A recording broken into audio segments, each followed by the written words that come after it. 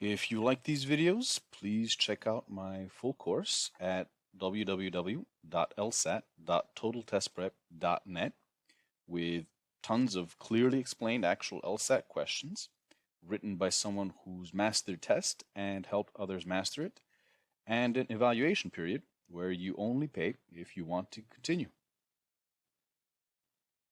Okay, so in this video, we're going to go over the complex movable games. So, what are the basic aspects of complex movable games? A complex movable game will have multiple movable sets. So, what are the characteristics of the movable and structural elements? What are the characteristics of the movable and structural interaction? And what are the characteristics of the rules?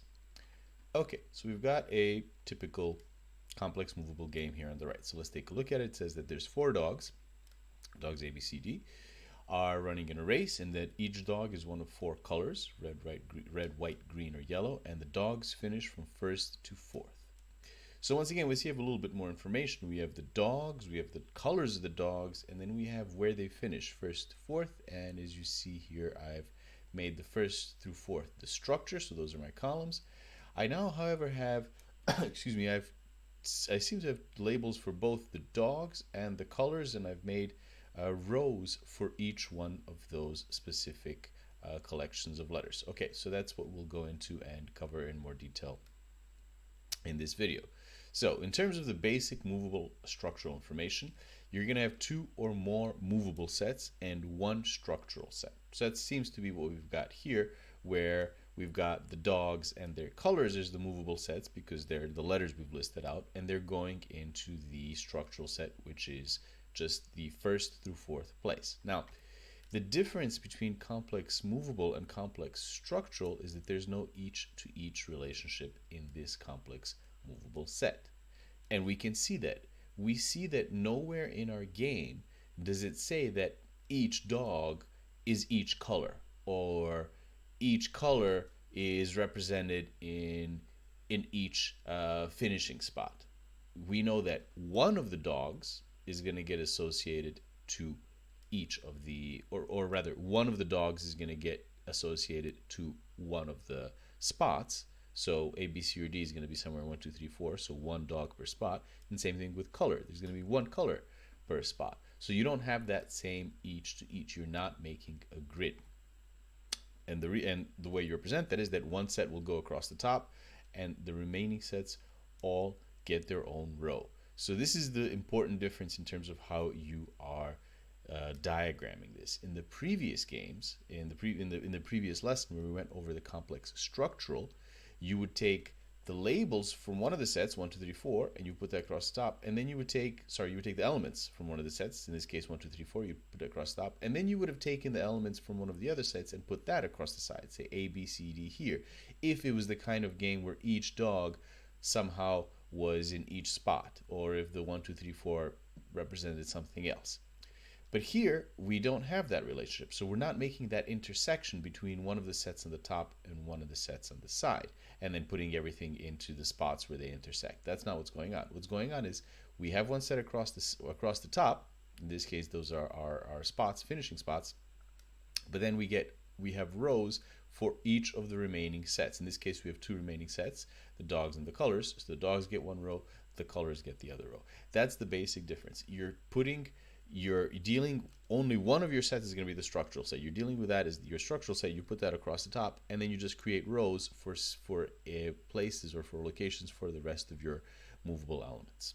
Okay, so the most common variation is where the structural set is groups in sequence, and that's what you can think of going on here.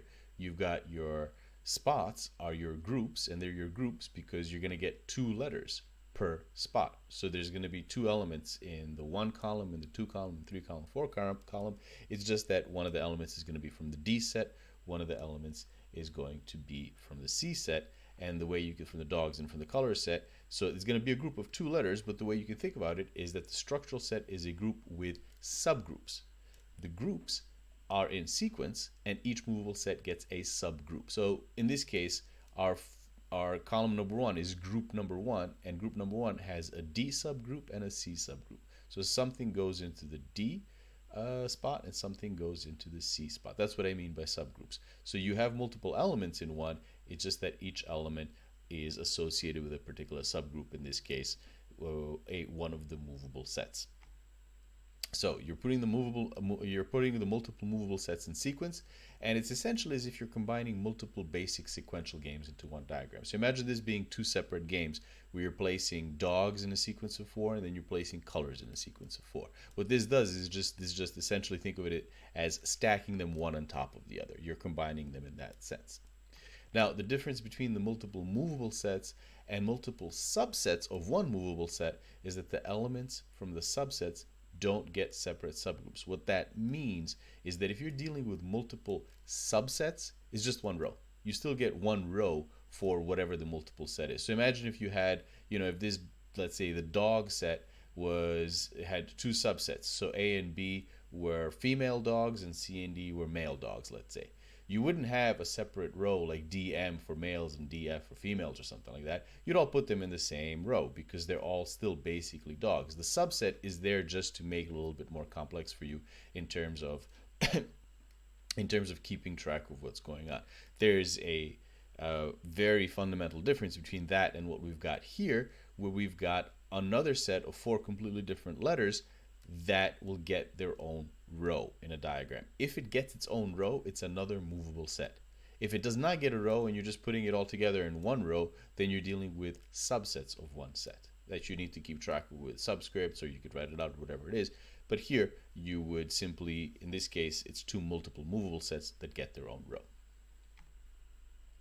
There's a less common variation where the structural set is actually not in sequence, and so it would simply be a situation the same as before. You've still got columns, but you don't have to worry about the relative ordering of the columns. So it's still columns with, getting their own rows for the different multiple movable sets, but you wouldn't actually need to put anything in sequence.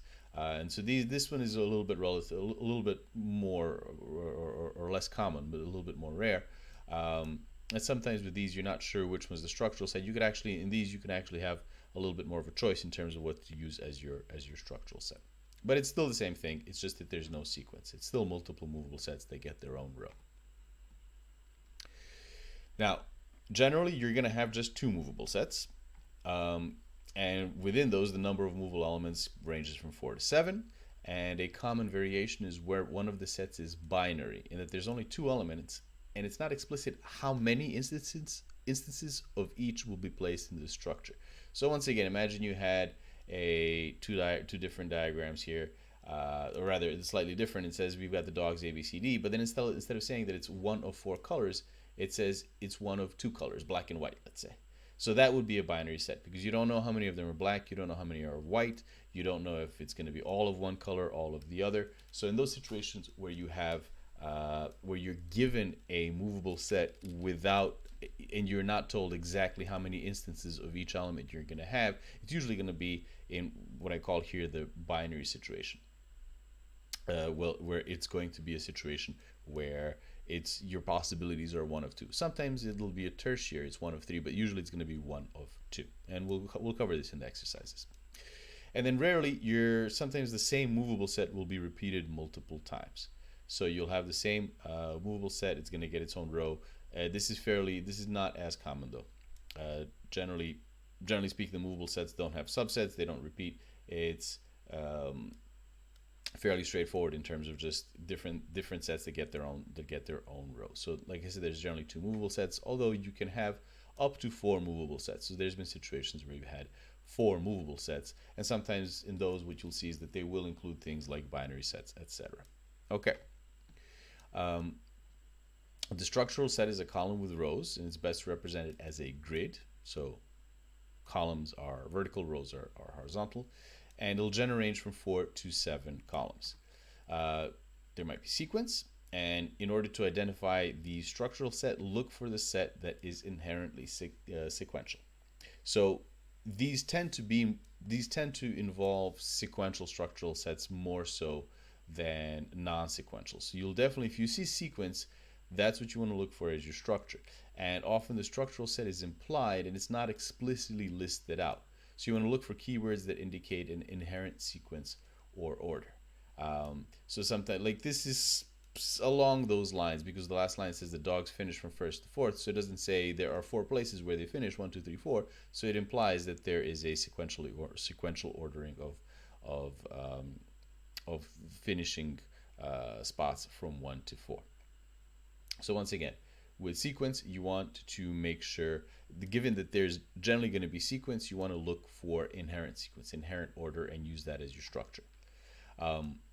The columns represent the sequential ratio between the movable elements in each movable set. So that's where the sequence is in terms of left column, right column, etc.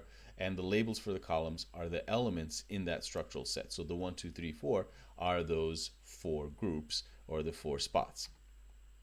The rows are the spaces for each separate movable set. So this is what we had gone over. Here we see with the two rows, one for dogs, one for colors, and here the labels for the rows are labels for each movable set.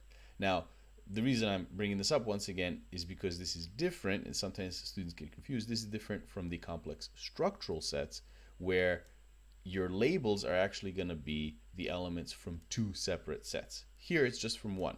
Here, the 1, 2, 3, 4 is the structural set, that its elements are the structure, and then the remaining rows you just label what you've labeled the movable set. But in the complex structural, you would get one set across the top, so that's the elements or the labels for that, and then you would get one set across the side, so from top to bottom, and that would be the elements from that set are the labels for the rows in that game, where here it's different. Okay, so even though you're using a grid, it's reflecting, or it's representing a different set of relationships. Now, with respect to grouping, if you have a grouping game, which is a complex movable game, so there's no sequence, the grouping set can sometimes be identified as one to which the elements from each other set is assigned. So they'll tell you that in this particular case, we have looking at the game we have here, it says that there's four dogs, A, B, C, D. They're running a race. Each dog is one of four colors, and the dogs represent charities W, X, Y, and Z. So notice actually there's no structure, there's no sequence here. So they are running in a race, but we aren't told in terms of where they're finishing first to fourth. What we're told is that there's dogs, there's colors, and there's charities.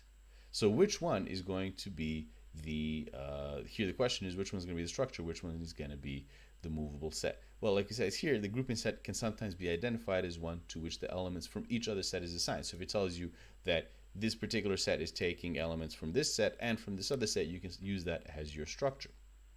Now, it may not be as obvious which set is the structure, which ones are movable. In fact, it may be a situation where you can conceivably pick a couple of them to be either the structure or the movable. It may not necessarily be that one is more inherently or logically the structure.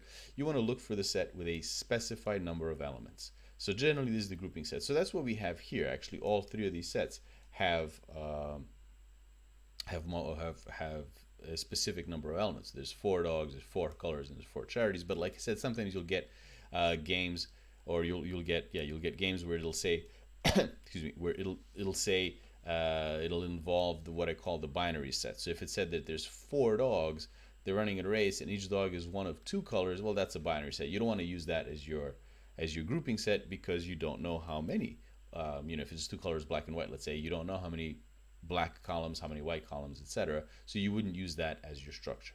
In this case, we chose the charities, but we could have chosen the dogs as well. And we could have also chosen the colors, actually, in this case as well, since we know that each dog is one of these four colors, although it's not terribly specific if all colors are going to get used.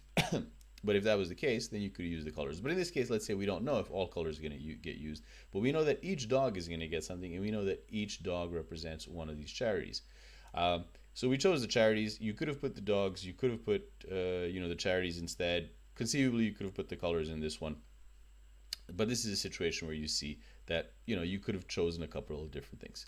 And as before, each column is a group, and each row is a subgroup, and each movable set gets a subgroup. So this is what I mentioned before. So each column, in this case, each column is the charities. So there's four charities, four groups, W, X, Y, Z. Then there's the dogs and the colors.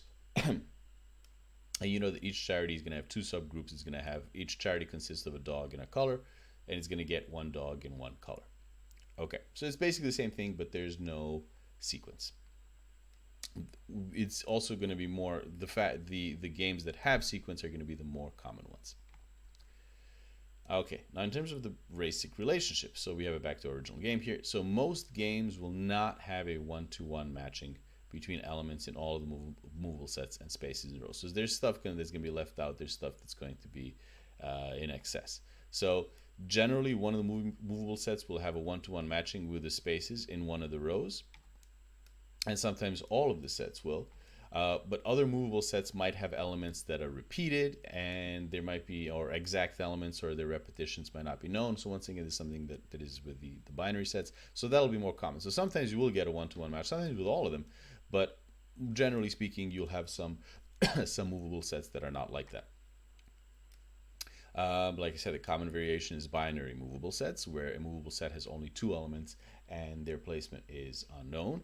And rarely movable elements are going to be left out, or spaces are going to be left blank. So you might have an insufficient amount of movable elements.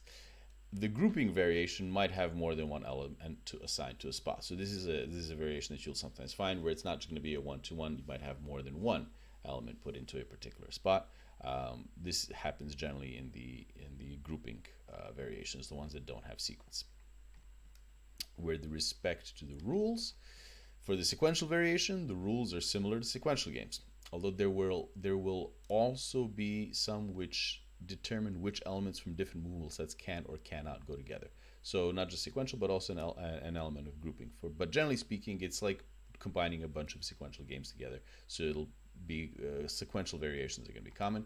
For the grouping variation, the rules are going to be similar to the basic grouping games. Once again, it's as if you're combining a couple of grouping games in that respect, that you're just assigning them to subgroups within a larger group. Okay, so to quickly summarize, the complex movable games will have you put multiple movable sets into one structural set, which may or may not be in sequence. You diagram it using a grid with the top for the structural set and each movable set getting its own row. And the grid will generally be between a 2x5 to a 3x6, although ones with 4 rows have appeared. The distribution will generally not be one-to-one for all movable sets, with the binary movable sets being common. So it's generally not going to be one-to-one. Once again, look for the binary sets. And the rules will be similar to sequential games, with some grouping aspects, and with, like I said, in the variation that is excuse me, the variation that there's no sequence, it'll be primarily grouping type rules. Okay.